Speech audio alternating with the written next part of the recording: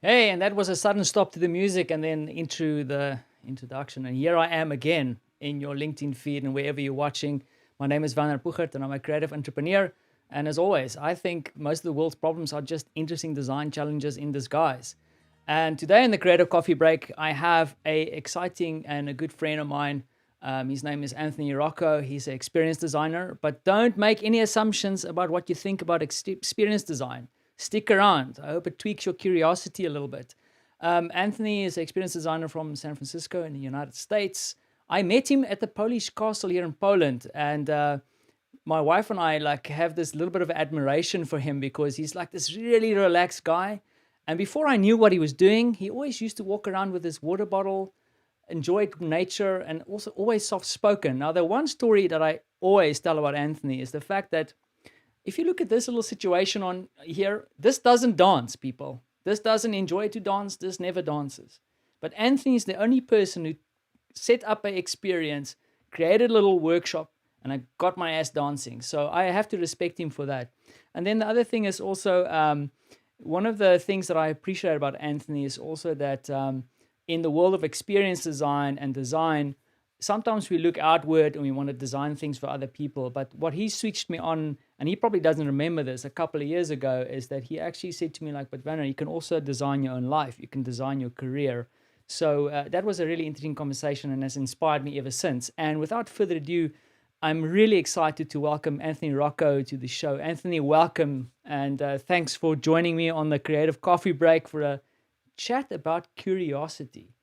So I think people might be curious about you. And I want to start off by just asking you a little bit, just to contextualize.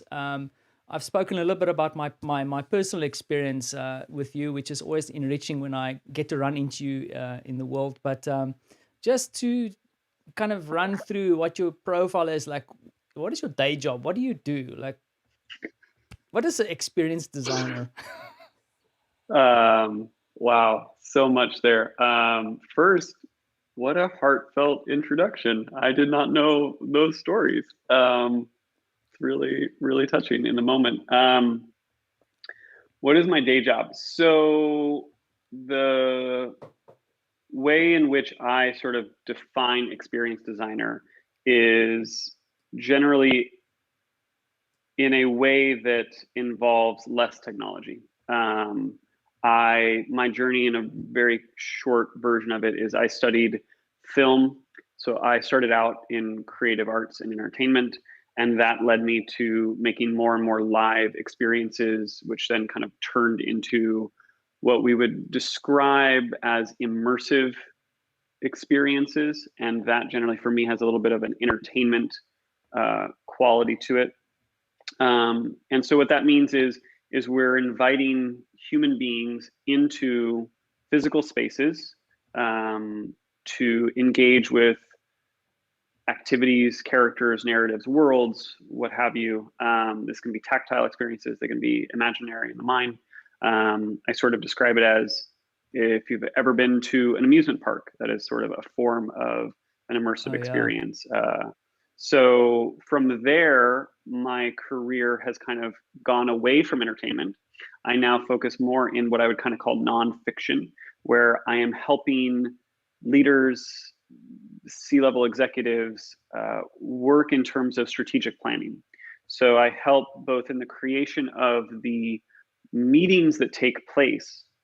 How are these humans who have their day jobs coming into a strategic planning session? What is the environment going to be like to be conducive to kind of creating this larger vision, these larger sort of strategic ideas? And what is the dynamic amongst the people? What are the questions we're asking? How is everyone showing up in a way to, as a team, come to a bigger vision than any individual could possibly have? And so that work is a very different kind of work for me in terms of the way it manifests or the external view of it, but the principles are the same. The way in which I consider the journey, the story, the players, the pieces, it's all the same. Can you So talk a that's little all. bit Yeah. more about it? Because that was going to be, sorry to interrupt you, but that Yeah. was going to be my No, next no, no. question. Is like, how do you because I mean, if you listen to it in a very simple way, like I go, okay, cool, you were doing all this entertainment experiential things, which the experience is the offering, and now you're talking about strategy, kind of coaching, that kind of stuff. Like, Yep. careful with those Hmm. words, but Yep. how do you bridge it to? Because fundamentally, I still think you haven't changed. You still have the Right. same tools in your toolbox, right? But Right. Right. how do Right. you make that Absolutely. connection? So the bridge happened for me almost unintentionally. I was working with clients, helping them create what we were calling immersive experiences. So these would be elaborate dinner parties or employee engagement events, right? You want to host, 1,000 employees at this, gala, or maybe it's even just a holiday party. But you want to engage people not just in a good time, but you also want to ladder that back to what is our larger purpose, what is our larger values, missions, whatever you kind of want to kind of ladder it back to, and get people engaged and part of that larger corporate culture. And so oftentimes much of my job during those years was working with the clients to develop the strategy of what is this event and why are we not as engaged with our employees or our top level customers, C-level customers or whatever, Yeah. and how can we bring those two together. And so I became much more fascinated with the fact that some of these places were not kind of thinking strategically about just a party. It's like, well, the party can just be a party, but we can also tie in to a larger kind of year-long, multi-year kind of plan. So I realized that the set of skills that I was using was the same. The metaphor I would use is the same as you can make a fiction film or you can make a documentary. There's slightly different skills you need in terms of how you're viewing subjects and things like that, because you can't well, you can in a documentary reenact stuff, but you're still, at the end of the day, the product's essentially the same. It's a 90-minute motion picture, right? Yeah. So the theory behind it is the same. The practicality, the different techniques might shift. And so over my practice over the last few years, I've gotten kind of more refined in that way of realizing there's a lot more kind of subtle human dynamics at play in the room. And how do I, as a facilitator, how do I, as sort of a designer, step into that space and recognize all the stuff that's there and that needs to kind of be worked through to get to these larger visions. I hope that kind of like No, for sure. connects that bridge, right? Exactly. And the thing is, like, I also want to like proceed carefully here now, because this is maybe a curveball and something that you can't talk Sure. about. But is there? I mean, I want to actually ask you also a little bit to talk about, I mean, a kind of a latitude type of experience, just to Yeah. position that. But before we go Sure. there, because I think that is the sweet spot. But in the kind of more strategic side of things, is there a kind of a practical example or a story that you can tell of something like that without breaking any NDAs or anything like that? Just to give a bit of a view of, I understand what you're talking from a strategic perspective, but Yeah. how would something like that look like, for example? Yeah. Well, you so the best way that I can say it, I worked for a SY Partners spinout, and I'm sure your audience and your colleagues and stuff, like, you're kind of Deloitte, and I'm assuming there's like Deloitte. So SYP is enough of a touchstone to kind of understand when we're talking about engaging clients in this way of thinking bigger, what's the vision, that sort of stuff. So this SYP spinout that I was a part of, we had a number of clients, and the way in which some of these sessions would manifest as like a actual thing in the room is everything from a 1 day activation activity. A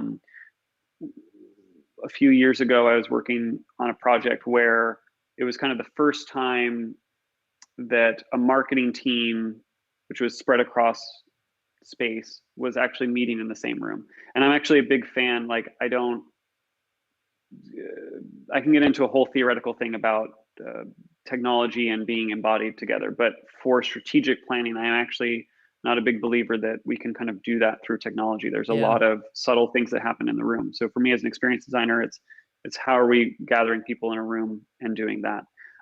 So bringing together a team of the top sort of marketing leaders into a single space in a single day to work through the stuff. And that includes, taking them on kind of a journey of reflection of both what is their individual relationship to not just the project, but to the company, right? Because if we're talking about a larger vision, this is where I feel like a lot of consultants or firms that have a framework that they follow miss is these are individual humans. So if we're talking about a larger vision for the company, if I don't see myself working at this company in 5 to 10 to 20 years, we've missed a huge gap in before we even start talking about that larger vision for the company. Yeah. Like I should want to be personally invested for the next 5, 10, 20, and we call this retention. We call this other measures or things like that. But so I spend a lot of time first grounding in what is the individual dynamics occurring, what are their relationships, what are their investment levels personally, before we go into larger kind of corporate strategy, because those things are strategy and culture and all these things are just the amalgamation of all of these individual dynamics and relationships. So if these people are really not in it, they just see this as a stepping stone to that next thing or whatever, then the work is not solid. It's not actually valuable. It's not going to be something that they're going to carry with them for the next couple of years. So oftentimes, even in a single day session, I ground a lot in that, and that'll have kind of that transformative quality where people will go like, oh, I don't actually want to be here. and Yeah. and if I actually sit with that, then it kind of questions the thing of like, do I believe that I can make changes that would make it so that I would want to be here? And if I don't believe that I have the agency, if the leaders, if whatever, then what am I doing here? And I think maybe to the point that you shared earlier, like that was the question that I was kind of posing you at the time, which I do with clients and all sorts of stuff, right? Exactly. And the thing is, I think what you've also done is because there's something that it's resonated with me. I read it somewhere and I can't, I'm not as good as some of my fellow colleagues who can remember to quote the title of books, but I do read from time to time. And I recently read that, and it quite inspired me, where when you want to drive an organization forward, there's like two ways you can do it. The one way is where you manipulate people to actually Yep. work with you, and I've seen that happen. And then the other way is to inspire people to follow you. And I feel like what you're saying and some of the examples that you're talking about is that the inspiration is different for each individual person. Therefore, you need to kind of figure that out and then facilitate that, draw that out, and then you can start working on the inspirational piece. Am I right in that thought? Yeah. I wouldn't necessarily use the same words, and I feel like there's a subtle thing here for me that like I don't really believe you can inspire someone, or I don't really believe you can transform someone. These Interesting. are Okay. I find sort of Western mindset kind of capitalism. Sometimes we have this like to your point, like a driver sort of even subtly in that there's a driving of like, well, I can inspire you. And it's like, well, if you look at really beautiful cultures of companies that have survived for decades, it's because they're not inspiring people. They create the conditions, they create the environment, they create the permission levels for inspiration to occur. It's far more, and this is, I think, for me, a foundational piece is the shift from a mechanical metaphor of thinking to much more of an organic garden-like thinking. You're not going to change people, you're growing people. And that's a much slower and deliberate process. So it's more it's not less just, less. yeah, sorry. It's more. Sorry, I wanted to say, like, when you're talking, I'm hearing like cultivate might be a good word to use, Yes. right? You want to Cultivate's cultivate. a great word. Yeah. Absolutely. Interesting. Right. And when we're talking about culture, cultivate culture, it's not just I'm going to tell you how to behave. that's oftentimes when I'm working with leaders, they are very conditioned and trained in this sort of yeah, there can be militarism in it sometimes of just like a top down, I'm going to give you an order. And that hierarchy has its value. Not to say that we throw that out completely. It has value in certain times. But even when you look at really high functioning military teams, I think the classic example being like the Navy SEALs, the US Navy SEALs, for those that aren't aware contextually, they're like a small elite group of like just hardcore. Basically, like I've me, used some Anthony. Like, explicitives. Yeah, I mean, I like should have been a like SEAL, you know. you were a SEAL like in Deloitte, I think. Is that's your you were like the hard. Okay, so Yeah, but basically the way that the SEAL team operates is they they're trusted to make decisions in the moment. They're not sort of in that hierarchy program of having to call things and radio things back. It's like you give them the mission and you just trust that they're going to do the thing, and that's a very that exists even in a military hierarchy. But yeah, it's a very subtle sort of thing that we can tangent on. yeah. So I mean, I just got a comment in here from Shauna, and she said like changing versus growing people is a great focus, right? Thank you, Yeah, Shauna. yeah. So Thanks, Shauna. um, experiential, and I think is I'm flipping things around because we went into more of Sure, the kind of corporate stuff, but I want to kind of reverse back to a little bit of your original and Latitude Society thing. And sure. embarrassingly, Anthony, I only found out about it like a couple of weeks ago because I was snooping around to make sure that I know at least a few things about you, except for the things that we spoke about at the castle. Because there's a lot of examples there, and I wanted you to talk a little bit and maybe just shortly tell a story around how experience their work. Because, and also if I may ask, because I think what you talk about when I listen to you tell these stories, there's kind of these intentional things that I always feel like you give attention to. So for example, some of the stuff that you've done before is like after an experience happens, I always enjoy where you go, okay, cool, you need to now reflect. I think you call it offboarding or cooling down, or and there's also intention of bringing people into it safely. I always feel like you take care of people as they go into these kind of experiences. So if you can like highlight a few points like that, like the things that you think about, but in basic, like long question is like, can you explain or just riff a little bit on one Yeah, of these experiences that you've done in the past? yeah. So for those tuning in, what we're talking about is I was part of a project called the Latitude Society, which there's many articles about, and I've done other interviews about that you can kind of, there's even a documentary that I am noticeably not in, which is a longer story. Um, and so it's a complex project, but the really boiled down version is that we had multiple physical environmental spaces throughout the city of San Francisco, and people were invited into what some would call an alternate reality game, an ARG, or a some people called it an art cult. It's a game. Is it a game? Is it not a game? It's a secret society. But basically, you could imagine it in simple terms of like a broken up amusement park or a sort of real world video game, IRL video game. I give you sort of a key card that opens a door, and inside that room, you don't know what you're going to find. And there's going to be sort of experiences in there. Aside from the physical locations, we also had an online sort of member portal. So imagine like a private Facebook where you and other members could chat and exchange stories. And then there was the sort of third main layer that I want to speak to is that the members then had access to the clubhouse where every night we would have what we called praxis, which was essentially a workshop session, a gathering of 12 to 15 people.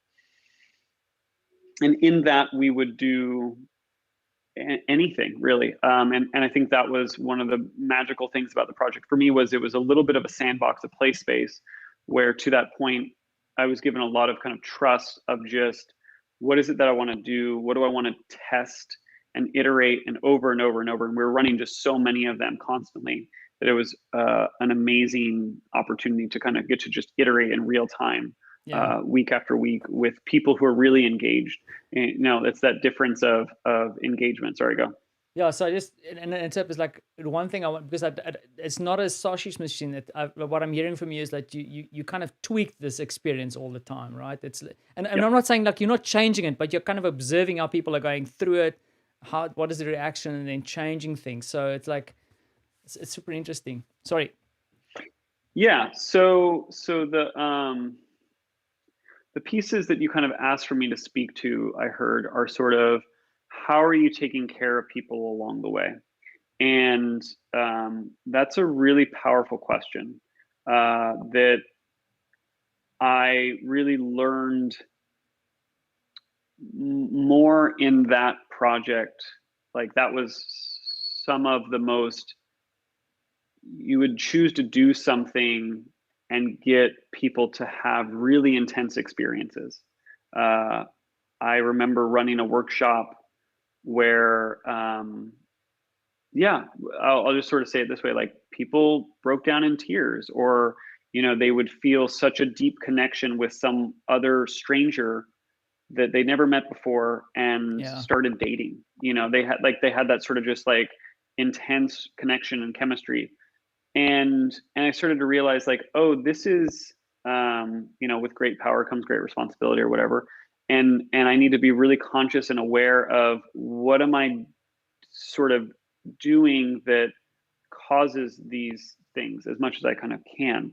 And so part of that is, to your point, around kind of checking in with people more and more afterwards, taking a moment to actually reflect, and also realizing that it doesn't always need to happen all at once. Sometimes when we think of intense transformational experiences or these sorts of things, or even just to kind of tie it back to corporate things, that we're going to have one single meeting that's going to solve, everything for the quarter, or something like that.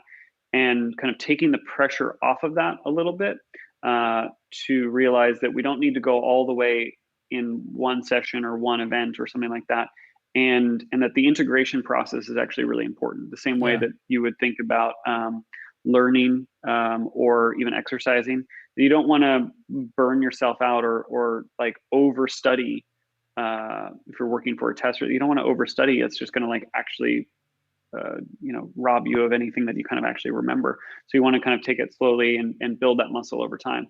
So yeah, I think for me, the biggest thing I really learned was how to kind of pause and get people to do the integration process. And this really is then really helpful when I'm working with strategy sessions, because it's not just a strategy session. We're then kind of pausing and going, like, how is this working?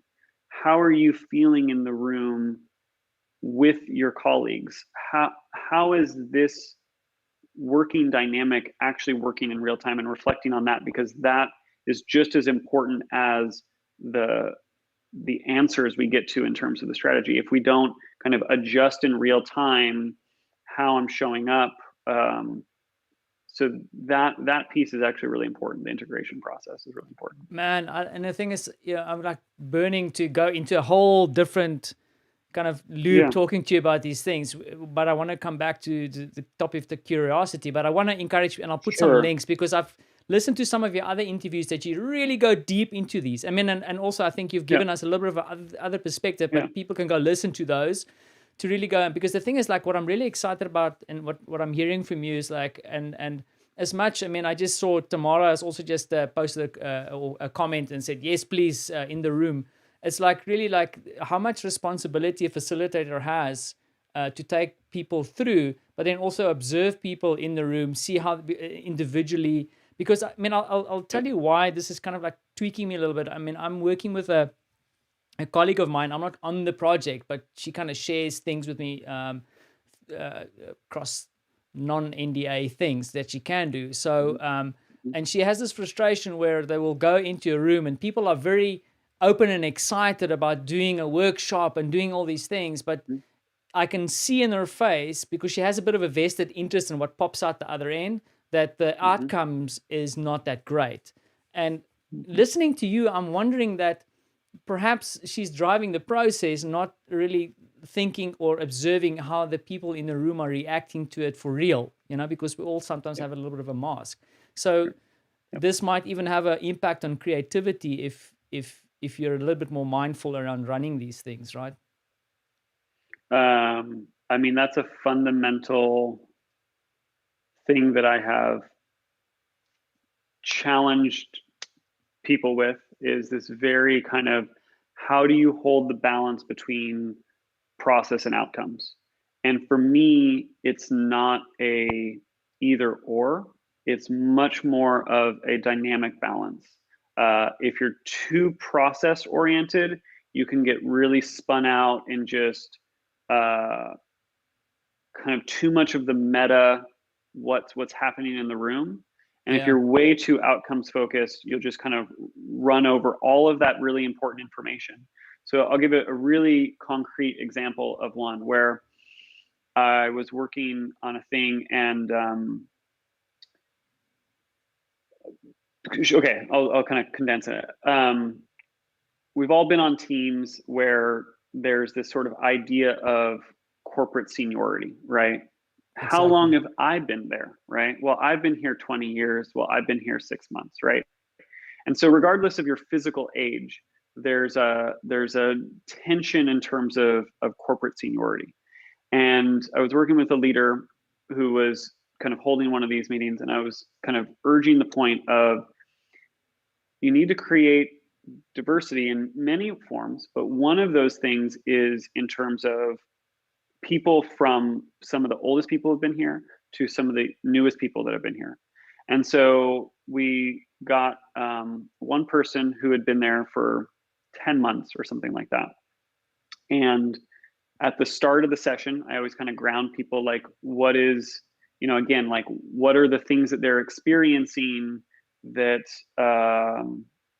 is real for them. And the short answer that came out of this person in the share was that they had this illusion that this place, and this, I hear this a lot from people, was going to be this great experience, because on the outside, this company appears to be all these great things, right?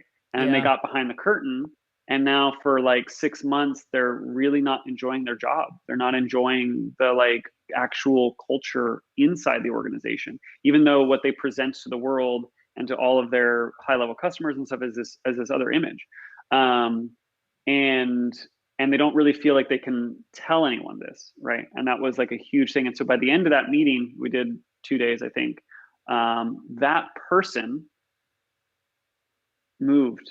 Like, they went from someone who was probably going to stay there another 12 months before finding something else to, wow, what was it like to be able to voice your opinions in a room of senior leaders who'd been there 15, 20 years, be heard, be engaged by them, and now feel like you're personally invested in the larger piece here.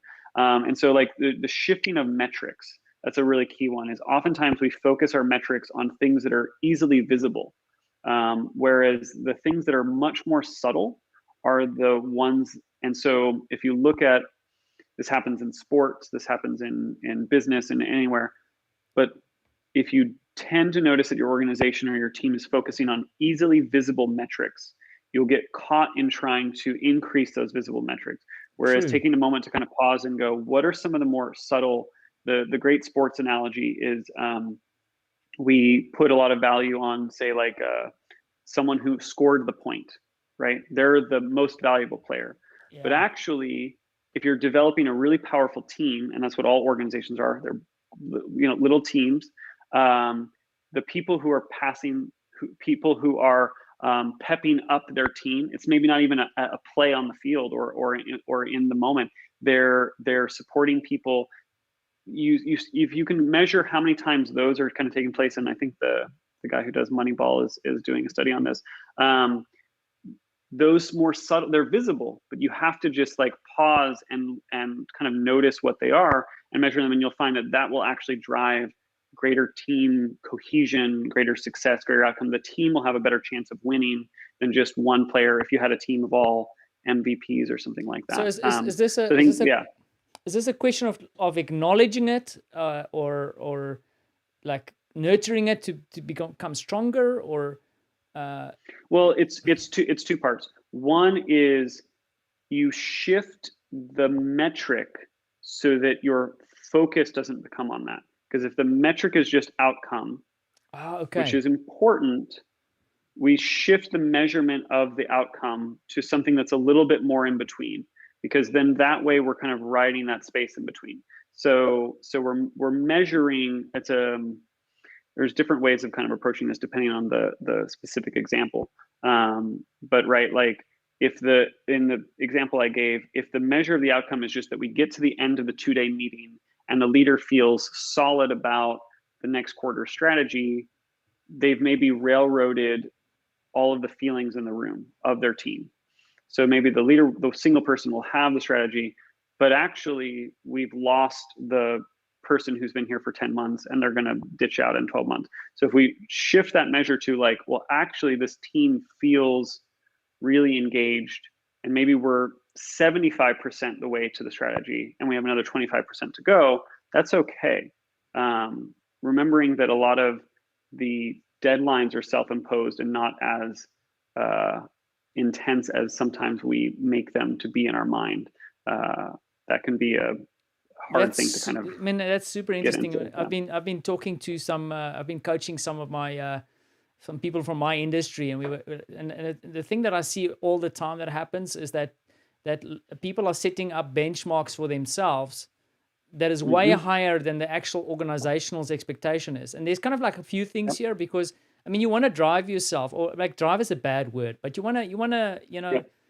you know what I mean. But Motivate. then Sure. motivate, and Sure. but the thing is Yeah. also you don't want to feel always like you're lacking. And I think like Yep. what happens is that this is not communicated. Also, people feel like they stand alone because it's only up to me to make this work. And like you just said, it's so refreshing in the sense of like there's actually a larger team, because the tea lady that comes in every morning that tells a dirty joke actually gets everybody happy and gets them going, right? And is as much part of the team as anything else. But Yep. Anthony, we're also here to talk about something else, because the last time we spoke, Sure. we got to shake hands. I got to see the water bottle. I got to see you doing the yoga, and then we parted ways, right? Uh-huh. And then this disaster happened, and Mm-hmm. I got to talk to you a little bit again just before this live. And one thing that was refreshing, I just wanted to, because a lot of the things that you're talking about, and I can hear how you are really connecting with people, and I've seen you in Sure. action, and now you move into a world where Anthony needs to be in Anthony's house.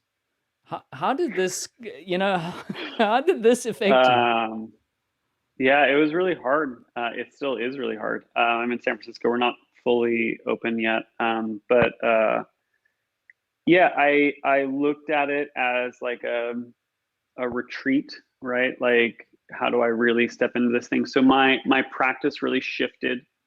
I tried at first to do some things on Zoom, and um, As for we all those that did, can right? make it work, that's awesome. For me, it really doesn't work for me energetically. So my practice shifted to really focusing on just working with individuals, or sometimes like co-founders or partners, no more than like two or three, but a small kind of intimate relationship. Some would call it a coach, some would call it like a thought partner, or whatever you want to kind of call it. That for me, I could do much more intimately on the phone. For me, taking out the sort of the video aspect of it, being able to like be on the phone, be intimately in someone's ear, and just kind of work through a thing and kind of talk through a specific kind of acute things and build that relationship over time. So that's sort of where my year kind of evolved into. And so I also wanted to be really gentle with myself, not take on too much work, because there's, sitting with all that's happening in the world is also takes a lot of energy. Yeah. And so, as a side project, some of our friends, we started thinking of like, well, how do we create experiences that are remote. And this is not something that's easy for me. I don't particularly like it. So I was like, well, that's a good challenge. And I like to challenge myself. Step right into because the thing is, Right, when I right. saw this and I know where you're going, I'm going like, this is so not Anthony, but also in a way it is, Yeah. because like you went into this Right. direction. Yeah. So right now, sort of, it has emerged as an exploration of curiosity. And for me, curiosity is that fundamental first step on this journey. Like so much of setting up a meeting or something, that we're not going to be able to do any larger vision work or any strategy work or any work in general unless we all sort of step into that innate curiosity to start asking uh, like really valuable questions.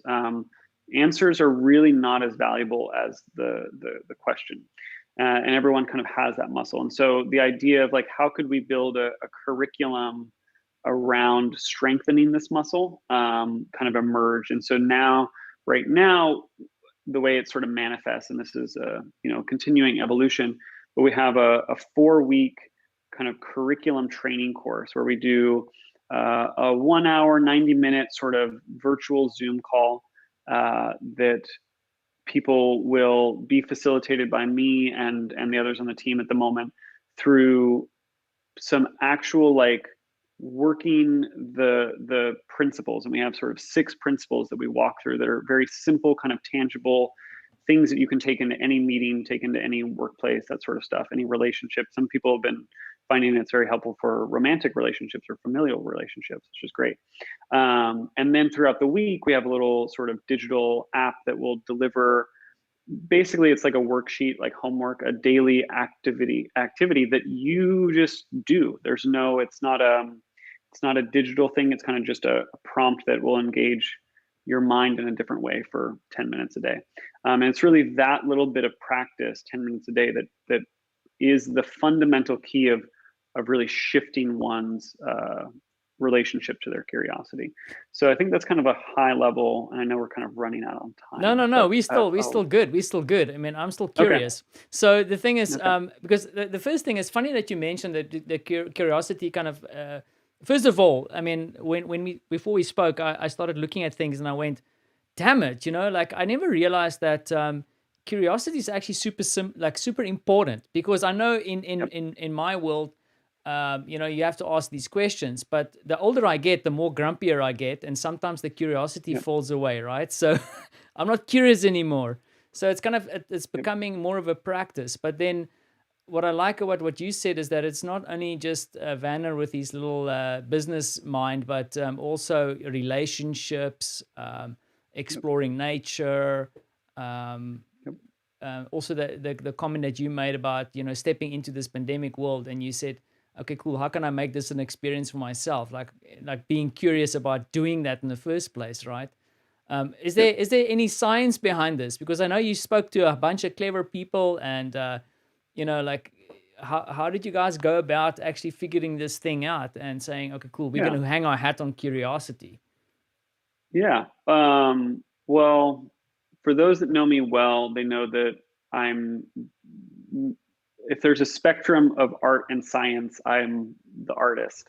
I'm not necessarily a big fan of science, although I can understand it. I don't find it necessarily practically applicable. So for instance, the metaphor that I use is people ask me, well, why didn't you do an experience design learning seminar or something like that and teach experience design?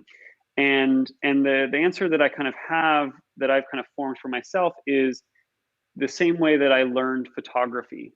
You can learn the science of photography, and you can learn the mechanics, the science of this is what happens when you push light onto film or pixels that get pulled into an electronic chip and then put onto a computer. I can learn the science of photography, but the art of photography is a very different process. How am I going to teach you to see beauty in the world, to frame an image, and both question what your own sense of beauty is? How are you going to capture this moment? The things that you like, that you want to communicate in an image. So for me, the curiosity course is much more subtle than just, here's the theory or concepts behind experience design. It's much more, these are going to give you the tools to start to see your experiences and kind of question like how you can adjust them to bring more beauty, more interest to your team, to your family, to yourself, like whoever you want to kind of apply it to. So I'm kind of much more in that camp of art than science. But in terms of how we got there, we kind of went about it through kind of research methods, because I think it is helpful. This is where then kind of science part of me, I think it is helpful. I come from, a design thinking, human-centered design sort of background. So when you're designing for humans, it's really helpful to ask them questions. Yeah, like heaven forbid, have a conversation, right? I can't tell you how many organizations were trying to do a user or an employee engagement thing, and it's like, well, we don't need to ask them any questions. And it's like, okay, that's an approach. So we're just going to do some started, posters in the bathroom. Just some posters in the bathroom. It's all sorted. Yeah, exactly. It's all fine. So far to date, we've done 75 interviews. I believe that's the number we're at right now. And Wow. and hopefully it's an ongoing thing. My dream is for the Curiosity Project to sort of turn into an institute that can both, it itself is learning more about curiosity. It is also sharing its sort of learnings about curiosity. So yeah, so this slide, go back to that for a second. Go back to the other one, that one. Yeah, that's great. Yeah. So we've done 75 to date, and the people, the way that the interviews were designed is obviously not from a very scientific standpoint. There weren't really clear measures, but what we wanted to do was create an environment where we saw individuals from a broad range of settings and ages and professions and all sorts of stuff activate their curiosity in the moment by asking them hypothetical questions, asking them about sort of their own reflections on their relationship to curiosity, like what practices they have that make them more curious or less curious, or these sorts of things. And then we've distilled that down into kind of go to the principles side. Basically, no, next, I think next one. Oh, there it is. Into 6 very practical kind of steps or principles that kind of help train the muscle of curiosity in a more progressive sort of way. And so the first one, I'll just kind of do them quickly depending on how we're good on time. Yeah, we have a couple of minutes. So yeah. Great. So the first one, and I'll invite everyone to kind of just do this along with me, is just observing. So take a moment and look away from your screen and just become aware of the physical environment that you're in, the shapes, the colors, the textures, the quality of light. You can just take a moment and notice like the part of your day that you're in. This allows you to kind of actually practice this muscle of taking in information, both sensorial but also intellectually. And then once we have that, we can then step into suspending. And suspending is the same way that you automatically suspend your disbelief when you watch a movie or a play or read a book. You are stepping into an imaginal world, and you know that consciously, and you just do that thing. So suspending is to practice your disbelief or your belief around, say, like a project. You walk into a meeting and you already have kind of this bias that like, this isn't going to go well. So you just take a moment and you notice like, oh, I'm kind of making assumptions about this thing. Let me just, for a moment, suspend that. I'm going to temporarily put that on hold. I'll come back to it. I could be right about that, but I'm going to just be open to hearing some of the other things in the room. So that's suspending. And you can do this in a meeting. You can do this in your relationship, right? Apprenticing is then the learning portion. So we step into doing something that we've never done before, using beginner's eyes, mind, heart to learn by doing. So this can be really, really simple. I want to start mousing with my non-dominant hand. This will just activate a part of my brain that is not on autopilot. Or I want to do something that's a little bit more challenging. I want to try to offer more direct feedback to some of my people that I manage. That's something that's a little harder for me. So I'm gonna figure out ways that I can practice that skill and then start doing it and actually kind of track my progress. Ritualizing is the fourth one, where and we're taking that thing that we're learning how to do and we're finessing it. So this is intentionally exploring a sequence of activities. So I'm learning to ride a bike. Now I know how to ride a bike, and I'm gonna try some tricks. I'm gonna like just enjoy riding. I don't have to learn how to do it anymore. I can now just kind of enjoy the experience of doing it. Yeah. So ritualizing is sort of like, oh, I feel much more comfortable about giving feedback. So now what we're going to do is we're going to have a weekly stand-up where we can drop into a really nice feedback session, and that actually create a lot of trust and bonding through that experience. The next sort of level is gracing, and these are all sort of progressive, right? You're getting kind of more and more advanced as you work on these. Gracing is pretty tough. It's really asking, are you acting with beauty, love, humor, and ease? So these qualities are the measures by which you can really check in at any moment and go, do I love what I'm doing right now? Okay, if the answer is no, what can I change? Right? And that's a really intense question to ask in any project, like, and ask it as an organization. As an organization, do we really love this project? Do we like actually find what we're creating in the world and really be, beautiful? and be like absolutely honest with yourself, right? Like when you that's ask right. that question. Right, because then when you own it, when you actually say, no, we don't actually love this thing, then you have the power to kind of change the things that you don't love about it and get it to a place that you're actually really satisfied with. And you look at this and again, we look at classic cultures that do this well, is a place like Pixar or something like that, that is having these really intense meetings, and you hear anyone talk about the process where at some point they would look at it and go, this movie is shit. Like, it's just not, it doesn't work. We don't love it. We need to change this, this, and this to get it to a place that we love it for it to be able to go out. So that's a very advanced level. And it's not that you just jump in there. You got to build all these other kind of steps to get there. And then the last one is flowing. Last one, this idea that we have, that nothing is forever, right? So the idea of flowing is, can you act as if there's no regrets? If everything that you were doing on the project up until now has helped you learn, has helped you grow, then you'd be able to walk away from it right now. One of my mentors kind of would say, assume that every project or company you ever start is going to fail. With that said, like, you're not going to succeed. Don't assume you're going to succeed in how you'll feel when you succeed. When it fails, how will you feel? And are you acting in such a way that when it fails, everything that you've done up to date, you're like proud of?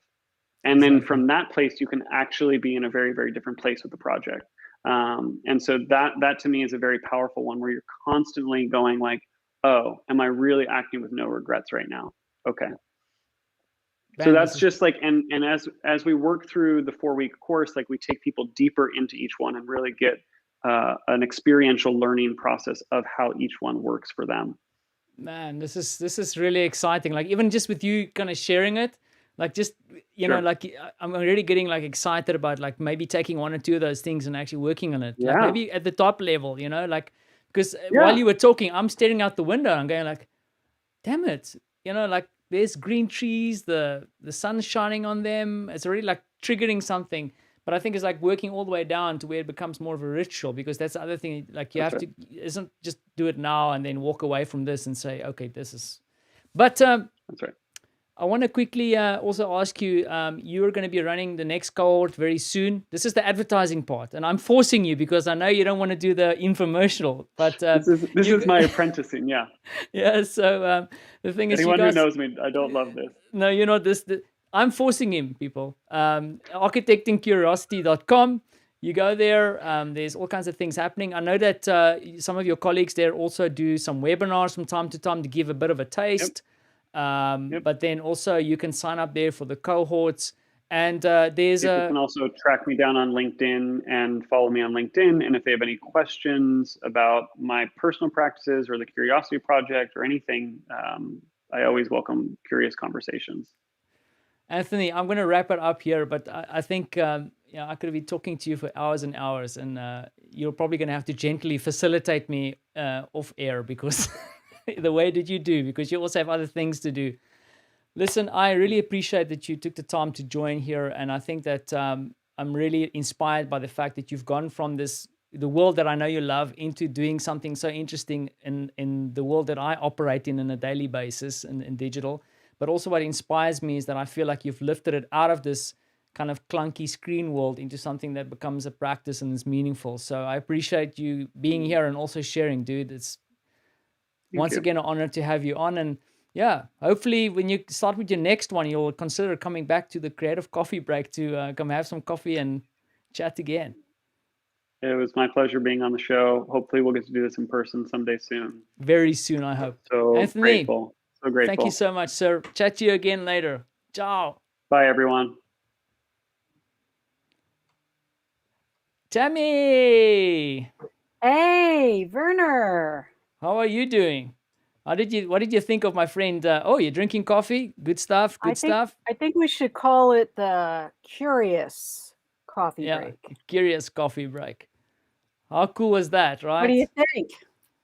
Yeah, I'm very, very happy. Like, also a good friend met him at a Experience Design event here in Poland, and I don't know, you probably didn't hear the beginning, but the one of the amazing things with Anthony is that he's an amazing facilitator. So when you go into a workshop with him, whatever, he's like hypersensitive around with all the people. He spoke a little bit about it, but he, even if he has, I think the one workshop that I did with him, there was probably, and he was the only facilitator, about 20 people in the room.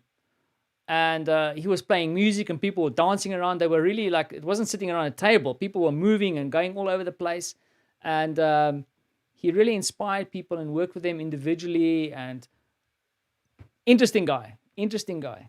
Oh wow, I loved the part that I saw. I was inspired. Even the I don't know, I came in maybe for the last 10 minutes or so, and it was, me and curiosity. I love it. So Yeah, you keeping me curious as well. But I'm curious about what you are doing next, Tammy. And this is the episode. Look what I did. Look at what I did. I I love thought it. like I I love have you it. on the live stream all the time, and I go like I'm not doing any effort with your podcast. Let me change that, Oh. and people can see that we are doing our marketing discussions and collaboration live. Why should we wait afterwards, right, Tammy? I appreciate that, Werner. You really you make my day and my week. So yeah, this was a great episode. Although I'd probably say that I don't know that I'd say that about every episode, but this Laura Gassner Otting is she is a badass. And she's an amazing woman and an amazing speaker and coach. And we had such a great conversation. She has worked in every sector imaginable. She worked in the Clinton White House. Wow. And was instrumental in bringing about one of the best public service programs, I'd say, since the Peace Corps was developed, which came about during the Kennedy administration. It's called the Americorps program. She was one of the people who helped develop that, and it's a program that still exists here in the U.S. now, and it enables a whole host of young adults, and even I'd say even more. I've seen some more middle-aged folks who get back into the workforce or get to change careers and get some amazing experiences. They really get to immerse themselves in workplaces through the Americorps program. It's fantastic. And she was one of the people who helped to bring that to light through the Wow. Clinton administration. And then she's just, Dynamic, kept because going from there. Yeah. what drew me, because like is also the topic of the podcast, like put yourself with interesting people and opportunities. And I think sometimes Mhm. we are even like at work we can get a little bit negative, but lots of times it's about us actually taking the action to move yourself into a space that makes things interesting, because like I've worked for some weird places, but there's always been some interesting people around that inspired or at least kind of challenged you a little bit, and sometimes probably also putting yourself in interesting situations is not comfortable, right? Yeah, well, it's interesting, when you listen to the episode, Laura is, she talks very fast and very articulately, and has a lot to say, and you think that she's this super outgoing person based on her story and how she found her way into many of the situations she got into, but she's actually quite the introvert, and Wow, okay. she owns that. But I think that's where people misunderstand introverts. Being an introvert doesn't mean that you don't put yourself out there, or that you don't get into good networking or making good connections or meeting people. It just means that you pace yourself differently, or you engage with people in more meaningful ways. Not that extroverts don't, but the difference, fundamentally, is that the introvert is going to want to have, let's say, a more meaningful conversation initially. They're going to be very uncomfortable with talking about the weather, Yeah, or small just talk sort kind of. of, or generate. Exactly. Yeah, small talk does not put an introvert at ease. Now, there's all kinds of different introverts too. There's sort of a continuum. So there are some people who are kind of smack in the middle. I'd say that years ago I was more of an extrovert. Now I'm kind of more in the middle, what they might call a centrovert or an ambivert. Oh, I've heard that You term know, recently as well, like right in the middle, kind of. yeah. And so we can shift a little bit, as we get older. But the thing I think people really misunderstand, introverts, and Laura is a self-described introvert, but she's also put herself out there a whole lot. She speaks in front of big groups of people, and she has a lot of really impactful things to say. She put out a book a couple of years ago called Limitless, and managed to get herself, in with a lot of great people. She was on the Today Show and Good Morning America, Wow. which are big programs here in the U.S. And the Washington Respect. Post acknowledged her book. So, but that's not. I mean, she actually happens to be a neighbor of mine too. But Really? yeah, Okay. yeah. I actually didn't know her that way. I met her through the recognized expert community, through Dory Clark's community. But she does happen to be a neighbor of mine. So it's a small world. It's Good just a people. small Good world. people. Yeah. Yeah. And talking about small world, we're heading off to South Africa, Tammy, to meet with a guy called Pranit. And I'm just trying Pranit. to figure out, I want to, is it Pranit? Like I might be destroying his name. I just want to switch on Don't the ask thing here. me. You're gonna if I'm going anyone's to, gonna destroy it, it's gonna be you. there, it's Pranit Makanji. He reached out, and I think if I'm remembering correctly here with my cheese brain, is that he's looking. I'm all over the place this week. Tammy, you should see me. But it Really? was a I good see week. you. Um, I see you. so You're he, seen. You're seen. I'm seen.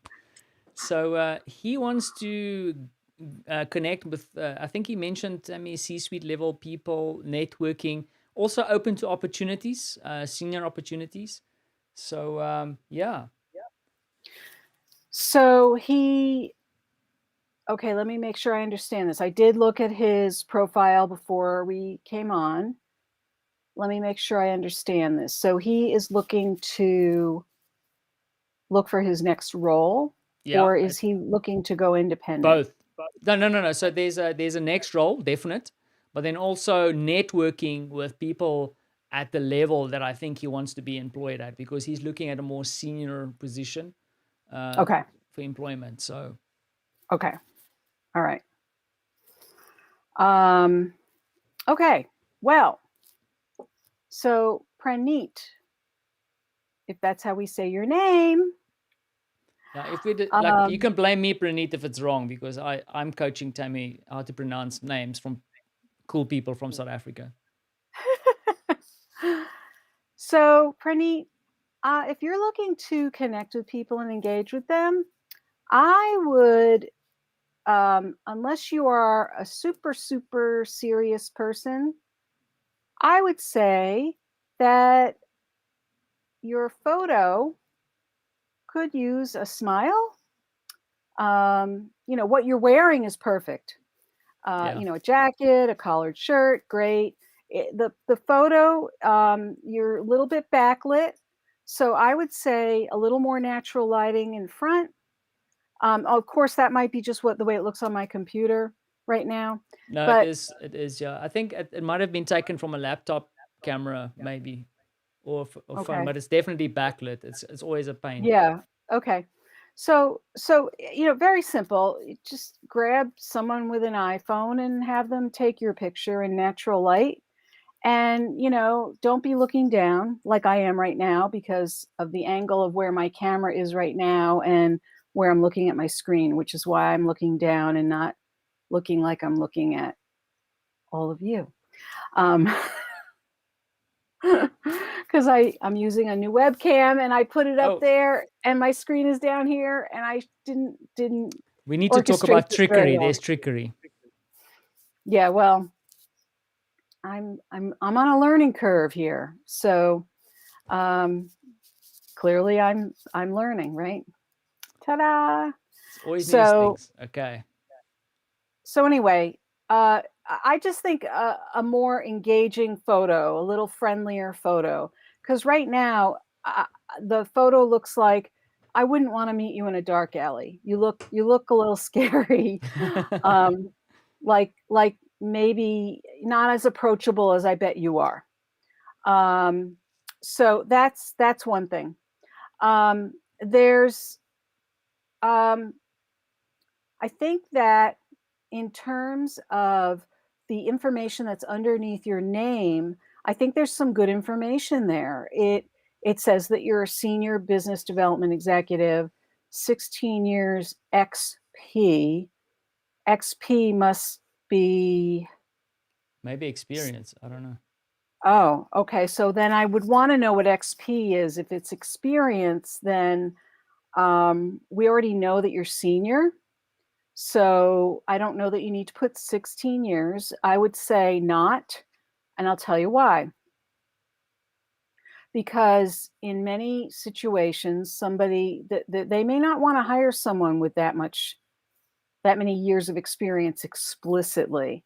They may, not that they wouldn't, but I don't know that I'd put that up front and center. Having that many years of experience may turn someone away only because they may be looking for someone with 10 years of experience. And they may just say, you know what? We don't want to pay someone that much. Yeah. So I wouldn't put that right up there. And your degrees, that should be in your education section. So my recommendation is that what should go underneath your name there is, senior business development. You can put executive or senior, whichever one you want. And then what industry are you in? So put the industry. I don't know what industry you're in. Right now, everything looks, there's a lot of letters after your degree. It looks like a lot of certifications. And maybe if you're in a certain field, people will know what that is. But I don't know what those things are. So make sure that you have keywords. So when a recruiter or someone interested in someone with your experience is looking, that area under your name is highly keyword sensitive. What are the keywords that you want to be found by? Those are the Makes words sense. that should be under your name, and they should be set. You can separate them with that straight up and down line. That's on your keyboard, usually somewhere right above the shift key. Yeah. So I think they call it a pipe or something. I I'm think trying you're to be right. clever. You're clever. I call it the straight up and down line. So, and then in terms of your location, City of Cape Town, Western Cape, if that's the general region where you want to make yourself available, that's fine. For example, I live in the Boston area. Now, I don't live actually in Boston. I live in a town 15, 20 minutes outside of Boston. But I tell all of my clients who live close by to me, or even clients who live in other urban or suburban areas, don't put the little town you live in. Now, you didn't. Put the general metropolitan area you live in, or whatever is identifiable with the sort of general business region you live in. That way, nobody is mistaking where you're willing to do business or do work. But it just seems like you're trying to cram a lot of information in that area right underneath your name: independent consultant, Columbia University. So if you're looking for a full-time job, then I wouldn't put independent consultant right there. If you are an independent consultant right now, that's fine, but that can go under your experience. I think most importantly, under your name should be some keywords that identify either what you do functionally and in what industry or industries. Makes sense. Okay, let's keep going. Oopsie doops. Oh, and by the way, the banner looks nice. That banner, I assume that banner may have something to do with the work you do or something, either that or it's just nice looking. I can't remember the industry is in, but it feels very technology kind of transformation things. Let's see if we're right. Yeah. Let's see. Yeah. Okay. Highlights. So highlights, that's that looks like an event that you attended. Okay. Yeah. Great. Wonderful. And then let's look at your about section. Yeah, let's open that one up. Okay, so we've got your experience in your about section. Okay, so this is not where your experience should be going. This is all important information, absolutely, and some of this would go in this section, but most of this should be in your experience section. Now, that said, you can fold a lot of this information into your about section, but your about section is an area that is really meant to be an opportunity for you to tell a little bit about you and your story. And what I see here is a list of very general, generic kinds of things that don't really tell me anything about why someone should hire you, who you are. I mean, it's a very long list of a lot of different things. It doesn't tell me what you're capable of or at what scale or scope, nor does it give me enough of an idea of what industry you're in. I mean, consumer goods, but that still really doesn't give me enough information. So I think you're not doing yourself any favors here. So Praneet, who are you? That's what I want you to put in here. A little bit about who are you? When somebody gets to work with you, whether as a consultant or as an employee, you know, as a coworker, what might they say about you? Let's say, for example, people have generally thanked you for something that you've done well. They've appreciated you. What kinds of things have they thanked you for that left you feeling good about the work that you've done? Think about those kinds of things. Have you ever had a nickname or, you know, a term that people might use? Say, oh, Praneet, he's the guy who, you know, always, you know, finds the way through the maze, or, you know, is the real, you know, this kind of a problem solver, or this kind of a strategy person. For example, I had a client who a number of her coworkers would say to her, oh, you're always poking holes in things. And what they meant by that was that whenever someone would come up with an idea, she would poke holes in it, which meant that she would ask more questions, because she wasn't trying to be difficult. She was trying to make sure that they were really on the right path. That's a And good they thing, understood that about her. It wasn't like, oh, you're annoying, you're poking holes in it. It's like, you're the person on the team who always asks the deeper questions. And so we were able to take that and put that in her about section. So, I'm the person you can count on to poke holes in things, to make sure that we don't have any leaks. But that's the kind of thing that people notice and then say, we want to talk to that person. We want to talk to the person who pokes holes in things. But right now, what we have here is management presentations, relationship building, complaints management. That's really good, but I don't know how well you do any of those things. I have no metrics. I have no context. So we need context, but not just context in terms of quantitative or qualitative things related to your industry, but what you bring to it. What are your own sort of, characteristics Who or is personal Praneet? qualities. Right. Who are you? And don't, it's sometimes really hard for people to say, to kind of develop this on their own. So I always suggest that you ask a few people who've worked with you, or just people who know you well, and say, when you think of me, what's one or two words that come to mind? And people will give you some honest answers, and they'll usually say nice things.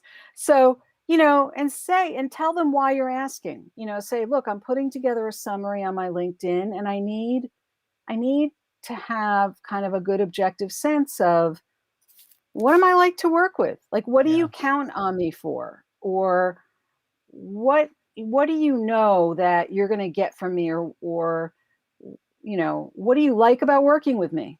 What are the things that you've noticed about me over the years, maybe that I've improved on? So try to get some of that information, and that will help you out a whole lot here. I think there's more here in this about section too. So let's not beat up on Praneet too much here. And also, Praneet, you're lucky because I'm from the advertising industry originally, and if I ask people what they think of me or whatever, they're gonna probably words like 2 words: a grumpy cat, other things I can't say in the live stream. So I think your colleagues might be a bit more easier and more honest with you. Grumpy cat. So there was nothing else in the about section? That's it. Okay. Yeah. Okay. And I see that you said you completed psychometric assessments successfully. Don't put those in there. No. I mean, I don't know why you put those in there.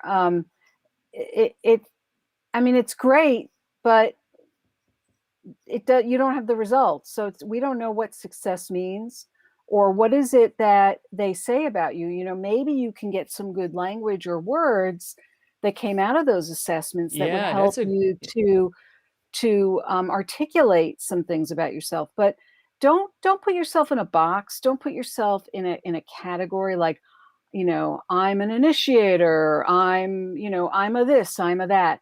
Just, try to find some natural language so that people have an idea of who you are. Great. Let's see. Featured section. Okay. And this is this an article? Looks like an article. I think so. I want to quickly, if I can quickly check. Yeah. Sorry, it's not showing full screen here because it's like on the iPad, it's a bit different, but there's an article. Well, it looks like he's introducing himself through an article. Yeah. Okay. So I don't know exactly what's, it looks like you're saying, I'm this, I'm that. Again, that's all fine, but that really should be, Can we click on that again? Yeah, let me, I mean, I can do some magic here to quickly show you the screen. Let me do this. Okay, it might become a bit small though, Tammy, but you can tell me. It's all right. That's why I have these glasses on. Because I can do that gives me enough to. Yeah, you can see there. Yeah, it's the iPad's okay, don't a bit go weird. any. Yeah, Yeah, I'm starting to struggle to really, see what's going on. Yeah.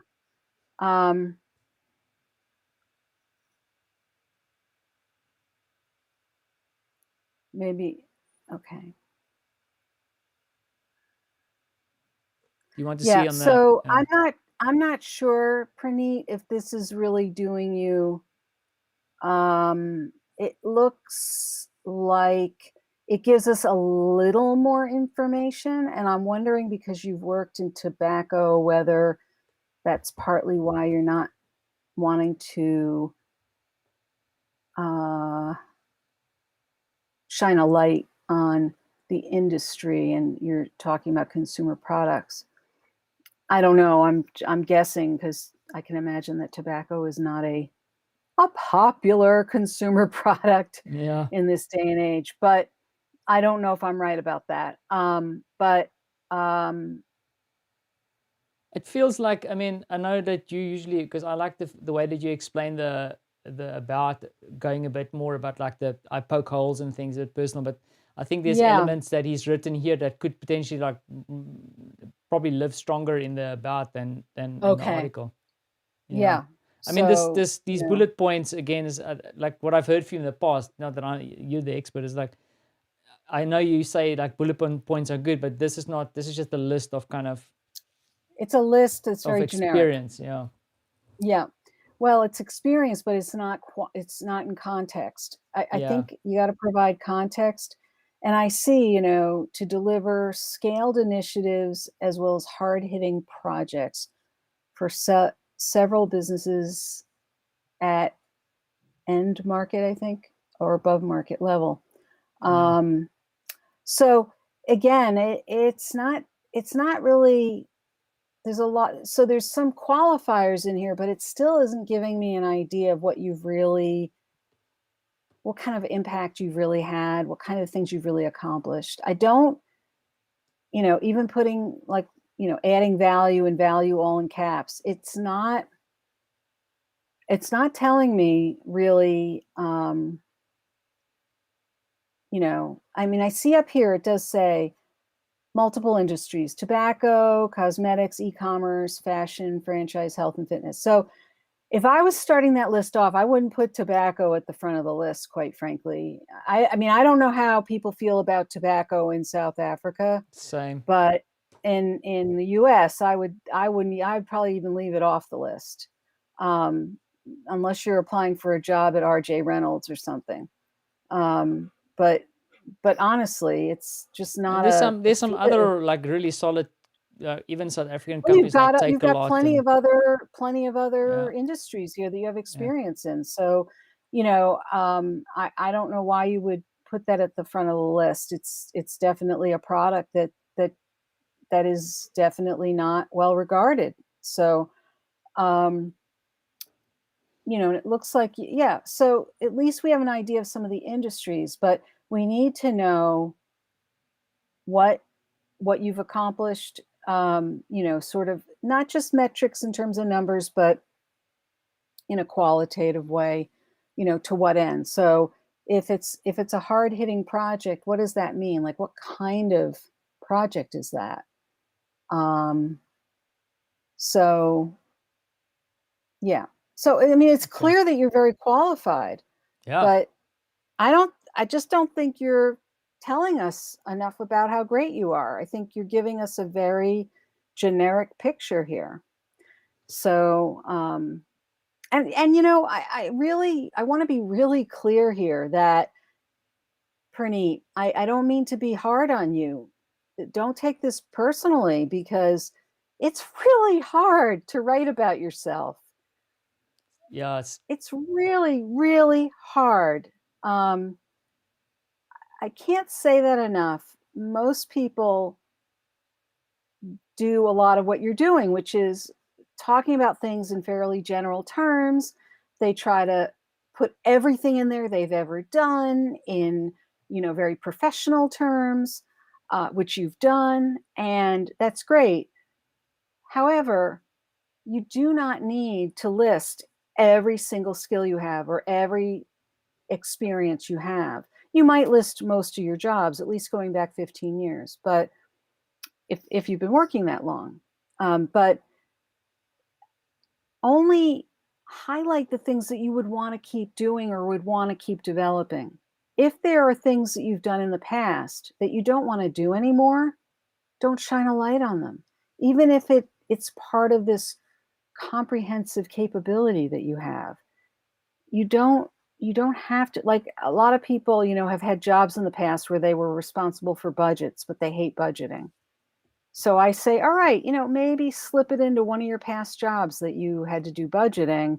And if you had to do it again, you would, but don't include it under every single job you've ever had or put it as one of your key skills if you don't want to do it again.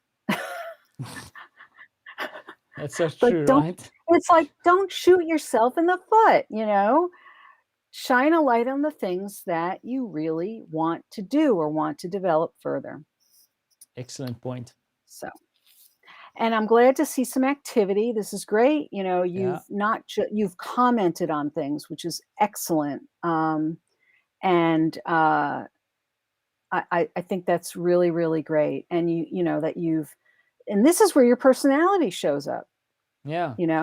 That you're wishing someone well. You commented on something else that concerned you. So we know there's a personality there. Yeah. So that's great. Keep doing that. At least once or twice a week, comment on someone's post, if not more. So let's see. Senior business development executive, management consultant, independent consultant, full-time. I would like to see, unless this is because of the iPad. I'm going to click on the see all. Let's see if there's data there. Yes, there's information. Ah, okay. So I just want to see. So let's see. Okay, I just need to quickly move this up like that. Okay. Here we go. Okay, so now we have an idea of some of the companies that you're doing work with. This is great. We know what you're doing. I don't know that we need to know that you've completed these projects. Sorry. Can you hit see more under the current okay. role? I just want to see what it's going to do. Okay, yeah, there's a lot of information. Okay. Yeah. So I don't think we need to say completed because you're still in the process of being a consultant. No one needs to know what you've finished and what you've not finished. I wouldn't say completed because what if Yoko's Yogurt calls you back and wants you to do more work for them? You can just say they're a client. Good point. Yeah, you don't have to report out whether you're done with them or not. You want to look busy. You want to look as if you are loaded with clients and great demand. So the other thing I always tell people to do is if you can get rid of the months under each position, just leave it blank. If LinkedIn will let you do it. I've noticed that in some cases, people seem to be able to get rid of the months. And then in other cases, people don't seem to be able to get rid of the months. And I don't know why. I just don't know why. Yeah. And also under, you can say independent consultant, or you could just use your name and call yourself a consulting firm. You clearly are showing that you're clearly showing that you're engaged in some work and some projects. The coursework that you're doing should not be there under your consultancy. That should be somewhere else. That's not really part of your consulting role. The Udemy and Udemy, whatever you call it, Quantix School of Business coursework, that should really be somewhere else under education. And then, certainly, everyone understands that COVID has slowed everyone down. You don't need to put that in there.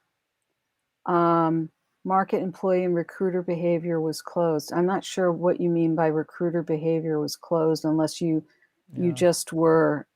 Yeah, I would erase the whole I think career it's maybe note. like Tammy, like you says, like, and I remember also maybe it's a South African curriculum thing, is that there's this kind of intrinsic thing that you don't want to have gaps in your CV. Like, oh, I've always been, and I think, I like mean, you pointed out, yeah, it's not really a gap. I mean, here's the way I look at it.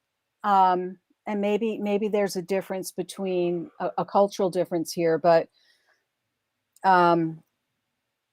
he's saying that he's a consultant right now.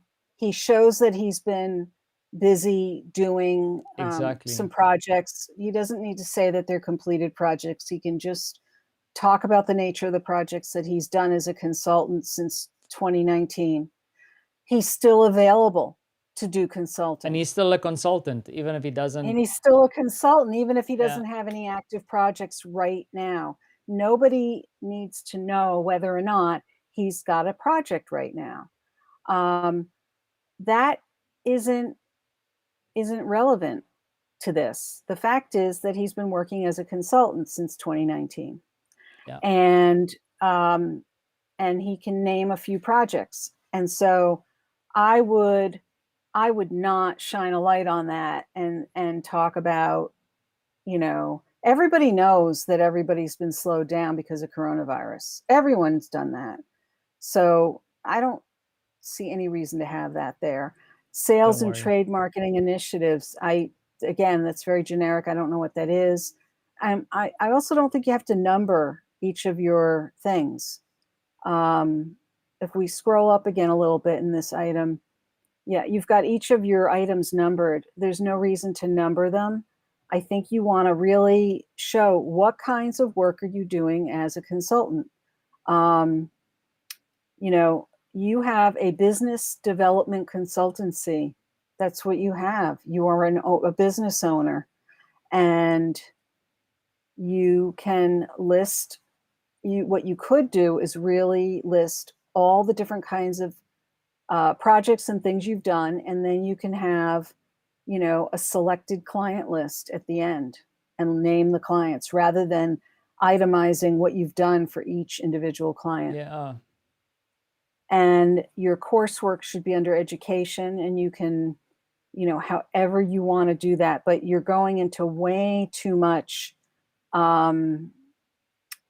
minutia here, even in as far as like, even in your coursework, finance time value of money is like a small part of a finance course. So I would really not include all of that as part of your consultancy. So, I would say, and if there's some impact of this work that you did, like, for example, if reevaluation of the business sales priorities, redesign of the company's sales management model, what did that end up looking like? Like, you helped them redesign their sales management model. So what did that look like? Did that involve restructuring their sales force? Did it involve spending more, spending less, moving resources around? Did it save the company money? Did it help them increase revenues? To what end did these things help their sales team? And so, or did you simply make recommendations and you don't know what happened? Or would there be a way to find out what happened? Yeah. So I think that you want to, or at least talk about the recommendations a little bit more than you did. Recommended, made recommendations regarding, personnel, maybe, roles and responsibilities or distribution of personnel, or, even,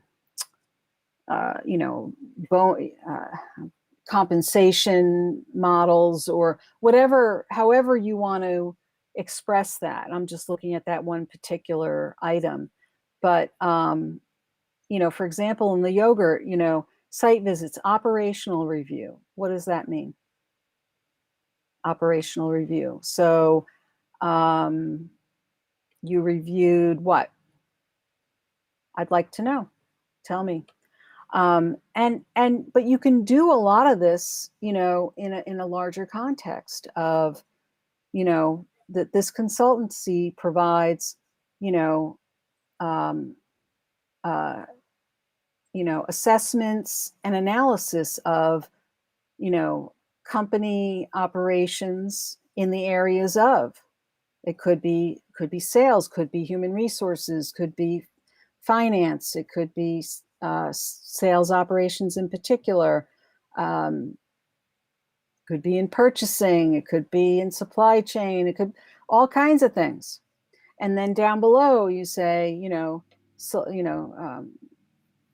selected client lists, and you list the names of the clients. And you can say what kinds of clients they are a little bit. The yogurt company is probably pretty obvious, but the Sayabana Africa isn't quite clear what that is. So maybe you would even say what kind of company it is, so people understand what kind of industries you've served. Yeah, it's very interesting. It's like lift the kind of problems you're solving, or lift the capabilities that you're leveraging, because it's not related to that specific client. It's a capability or a service or offering or a strength of the business or yourself. Right. You want to show that you know how to look at a business and help them, kind of look at who they are and what they need to do to strengthen their operations. It looks like their operations and their strategy. So, you could even call yourself, an business operations and strategy consultancy. Nice. If you use that, then it's going to be like royalties for us, okay? Yeah. Mm-hmm. Okay. Absolutely. Yep. It's all here. It just needs. What I say to people a lot, I do this with resumes too. I say, you look at it like a children's book, right? And you read the book, and it's all these nice pages. But then you get one of those books for kids, like where you can like open little doors, or you open up the book and something like pops up three-dimensionally. It's like you got to turn your LinkedIn or your resume into a pop-up book. You have to create a three-dimensional impact. It's actually so interesting. Like I really do, after our conversations, I go away and I craft my profile myself a little bit, because I think what happens is, like, when we started off on LinkedIn, it was kind of, hey, we take our CVs, our curriculum vitae, and you copy and paste it into all the open boxes in LinkedIn and go. But it's not the same. It's a different thing. It's like, because people come here, you're lucky if someone lands in your profile. So take them on a little bit of a journey. Tell them something interesting. Well, you have the option to do that with LinkedIn. Basically what I tell people to do is to copy and paste their resume and stick it into LinkedIn, but then take advantage of all the functionality you've got in LinkedIn, and let people know who you are, because the chances are extremely high that an employer is, the minute they are at all interested in your resume, the next thing they will do is go to your LinkedIn profile. And it always shocks me. I still come across people once in a while who do not have a LinkedIn profile, and that always surprises me. But then again, people surprise me all the time. Yeah. What is worse? I mean, not having a LinkedIn profile or never updating it. Well, that's probably more typical. because some people just don't live on LinkedIn or don't use LinkedIn very much. The thing is it's not Facebook. It shouldn't be used like Facebook, but it should be used, and people should be visiting it frequently and participating, because there's a tremendous amount of really, really solid current information, and there's some really wonderful people that you can meet. I have met amazing people on LinkedIn. Amazing. I'm actually a bit stuck on LinkedIn. Like when I spoke to Faye last week, I'm finding it hard to migrate. Not that I necessarily want. I'm not trying to move away, but this is my jam. This is where I hang out. Well, it's a good place to hang out. It's in my opinion, it's from a business point of view, it's a great place to hang out. Even, I mean, personally, I like it because I like the kinds of conversations I can have with people here. Whereas, when I go onto Facebook, I get to see, what someone had for dinner that night, or, it's not, I mean, I do have some business groups that I'm on Facebook that are really great, but this is the place to really share lots of great information. And Tammy, I'm a young hipster guy like me, when your mom was on Facebook, Facebook's not for you anymore, I get Sorry, it. Mom. Yeah. Okay. I understand. I know my oldest Facebook friend was a woman who's not with us anymore, but when she was like 94, 95 years old, which I just loved. I loved it that, she could see what was going on, and it was really fun. It's cool. So let's see what we got here. So okay, these are some Take-A-Lot's that's like the Amazon of South Africa. Nice little company. Oh, Take-A-Lot. Okay. Yeah, it's actually not a little company. It's a hefty. It's a good brand to have on your. Well, if it's like Amazon, I mean, so now you got a choice here, Prini. You could list this as a contract role. There's a point where telling the truth is great, or you can still tell the truth, but you don't have to tell the whole truth. You don't have to write down that it was a contract role. You could put down 2018 to 2019 and get rid of the months and not make it look like you were 10 months in one place and 5 months in another. There's a point where you're just not doing yourself any favors by doing this. So there's some choices to be had. Let's see what's just below Virgin Active. Oh, you want the company? Okay. I just want to see the timing of everything. Yeah. So, I really think that, again, if you can get rid of the months, then you can list things. For example, you have Second Take, you have 2011 to 2017. And then it's up to you whether you want to include Africa Export and Virgin Active, which were each short-term things, or you can just have your Second Take, you have 6 years there, and then you could skip over those two things. Let's go back up for a moment. Up. And then have Take-A-Lot, 2018 to 2019. And that way, it looks like you've had some solid employment. Again, you may think I'm telling you to lie. I'm not. I'm telling you to tell the truth, but a portion of the truth. Because right now, the way you have crafted this, you've got contract roles for a 2-year period, give or take. And nothing wrong with that at all. But then someone's going to ask you about that, and you're going to have to explain it. Whereas you'd rather talk about what you are capable of and what kinds of contributions you can make in the next place. And so, either that or you fold all these contract roles into your consulting, because that's what consulting is. It's contract work. So you have some choices to make here, how you want to think that's a good about these point. contract roles, because they have contracted with you. You can consider them your clients. But displaying it here this way isn't really shining a great light for you to have them be so separate like this. And it's, if you want people to know that you were at Elizabeth Arden and Virgin Active and Take-A-Lot, I totally get that. Then I might fold all of these into your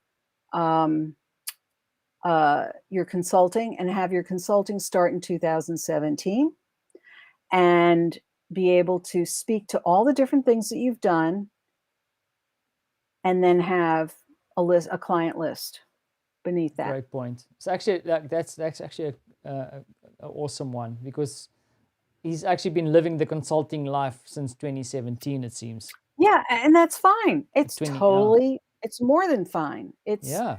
A lot of people do things that way. Now, I just think it's gonna paint a very different picture than the picture I'm seeing here.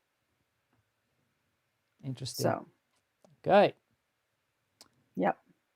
And then we go down, and then Yep. he's at British American Tobacco. I hope Yep. you stop smoking, Yep. Praneet. British American Tobacco. I've never heard of British American Tobacco. BAT. So, of course, you were there for six years, 3 months. And, it shows that you also worked in a few different countries, which is always a nice thing to show. I'm trying to look at the upside of being in the tobacco industry. Oh, Praneet, you're probably going to hate me at the end of this. I'm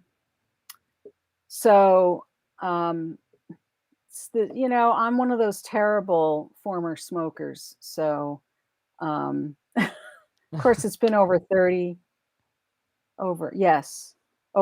years since I smoked. So, wow. I'm old too, so it's easily over 30 years.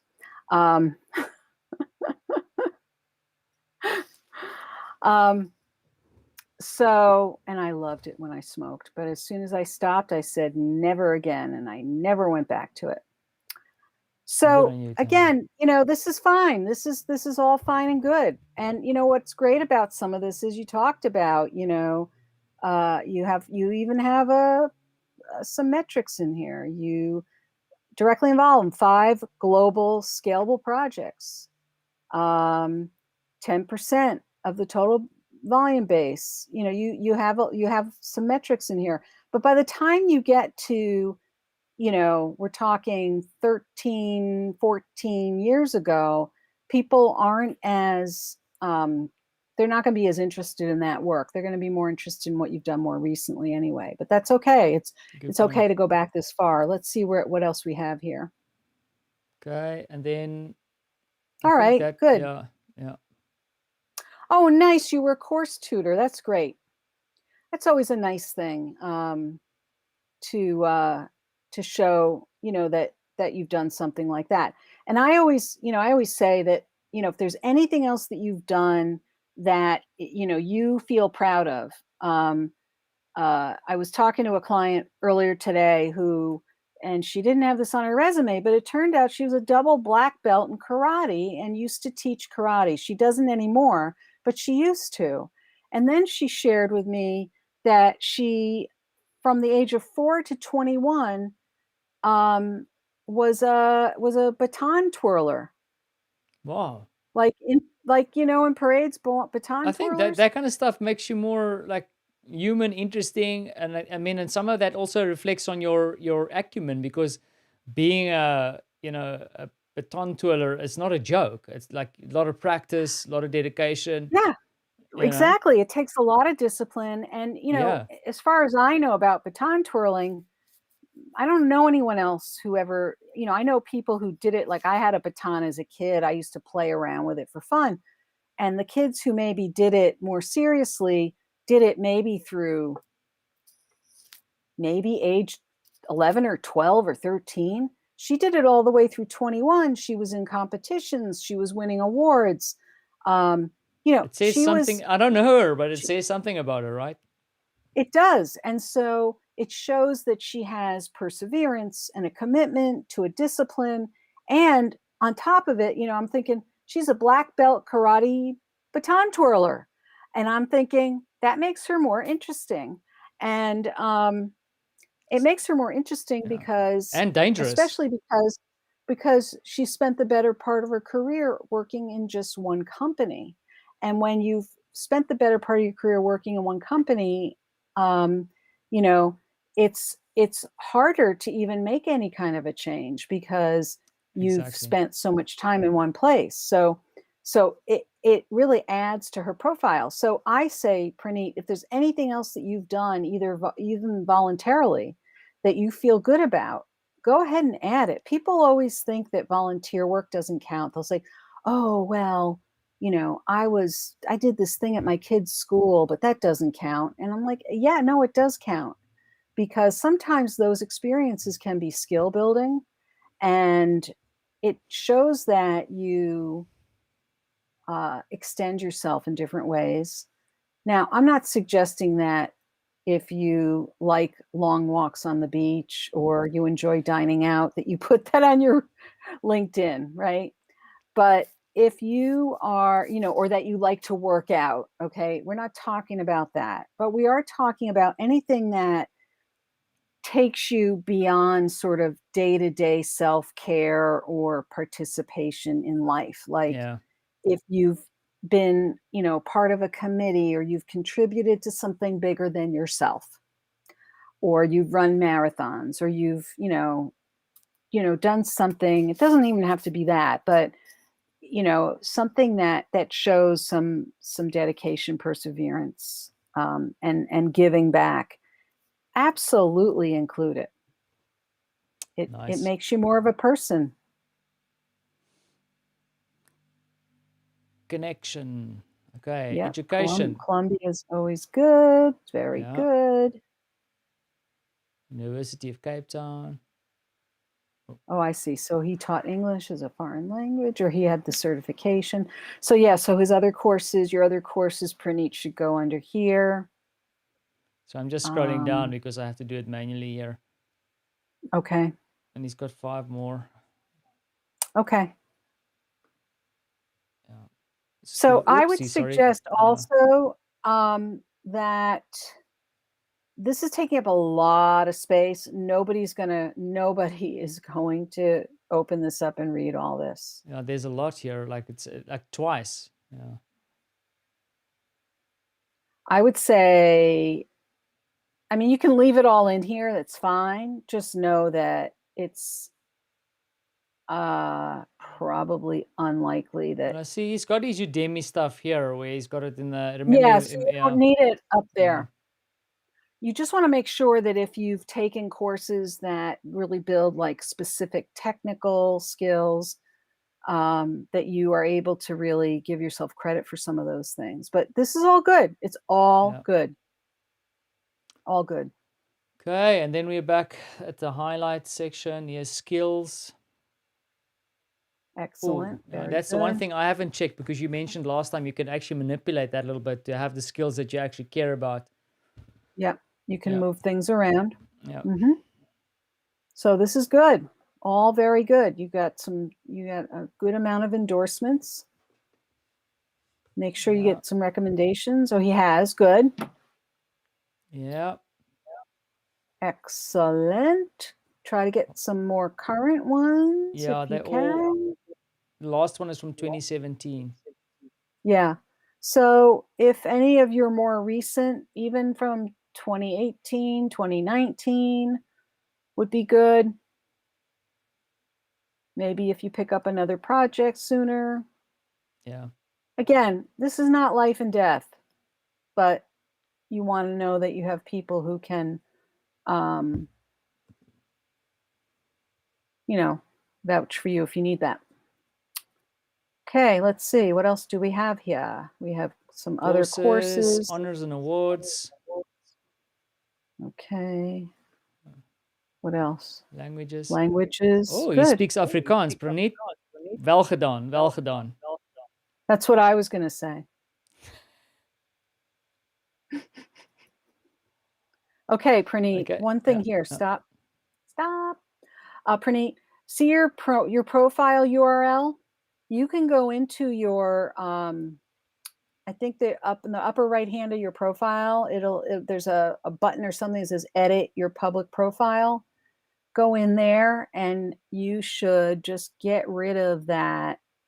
You can just edit this and just delete everything after your last name, the hyphen and those numbers and letters and numbers. Just get rid of that. And that way you have a nice, clean, crisp URL. And then that URL should go on your resume. Exactly. You have a Gmail address, also very important in this day and age. I can't begin to tell you how many people still have Hotmail addresses or Yahoo addresses. And for some reason, those are not considered to be the right kinds of addresses for job applicants. That's right. I don't know why. Everyone says you should have a Gmail address. I don't know why. Well, let me see. What else is under contact information? He's got there. Let me scroll down if I can do that. Sorry. Whoopsie. Okay. All right. Birthday's okay. You don't have the year. That's fine. I always tell people don't include any, real personal information. Okay. There you go. Okay. And then interests is there. Interests. I think if I click on it, yeah, I think that on the iPad, remember, it's got this quirky thing. You can't see the groups. Right. So, Praneet, make sure whatever groups you're in that you are, popping into some of them that seem active, add some comments in there, also keep increasing your connections. And I know you have a good number of connections, but keep increasing them and making sure that you interact with people. And you don't have to do a lot, but if you become interested in a particular company or working somewhere, you want to reach out to people and see if they can help you connect with anyone inside a particular company you're interested in, just so you can learn more about what is it like to work there? What kinds of positions might they have? If there doesn't appear to be anything available, you might want to just learn more about what the company culture is like and understand more about what they're doing. Because for every person you talk to, you're also talking to everyone they know. Because they might talk to you and learn more about you, and they'll say, you know who you should talk to? I have a friend who works at this company. You might want to learn more about what they're up to. And so for every conversation you have, you should never stop that conversation until you get another name. So you just simply ask, gee, is there anyone else you'd recommend that I speak with? And always send a thank you note when you're done. Excellent. So Praneet, you know what? You've got all the information here. You just need to put more of yourself. We need more Praneet in here. And that's more it. More Praneet, yeah. Tammy, we need to fix your camera so that you on screen properly. Let me see, like there. Let me see if I can do a better job there. We'll sort that out for the next one. But Tammy, let me just move you across a little bit like that so I can see you at least. Thank you so much again for joining and having a look at Praneet's profile, and always cool hanging out with you. And we shall do so again next week if you're available. I'm always available. I have a profile for you to look at. Tammy, I'll chat to you in a second. Let me close this up. And also, thank you very much. I just checked. We are 4 minutes away from my first 2-hour stream. 2 hours. Wow. So we can hang out a little bit more and make it 2 hours. But anyway, let me close this down, and I'll catch you on the other side. So as I say goodbye to Tammy, I say thank you to you for joining the stream if you're still around, or you joined the second part of the show, because I know some people log in for the first part and some people check out the second part. The one ask I have is that if you're like this or like some of the other content I've created, is jump into my mailing list over there. I update people when I go live and when new content's published, and there's some interesting people coming up. Next week I'm going to be interviewing Bill Sherman. He's really switched on when it comes to thought leadership. In fact, he runs a consultancy that helps big corporations take on thought leadership. He's somewhere in Las Vegas, baby, and he's got a lot of knowledge to share. So I'm also excited to have him on the show. That'll be next week, Thursday. Hopefully you'll be able to join. And of course, the highlight, Tammy will be back. So just want to say thank you again for watching. And as always, drop me a note in the comments, please, man. And catch you over there. Ciao.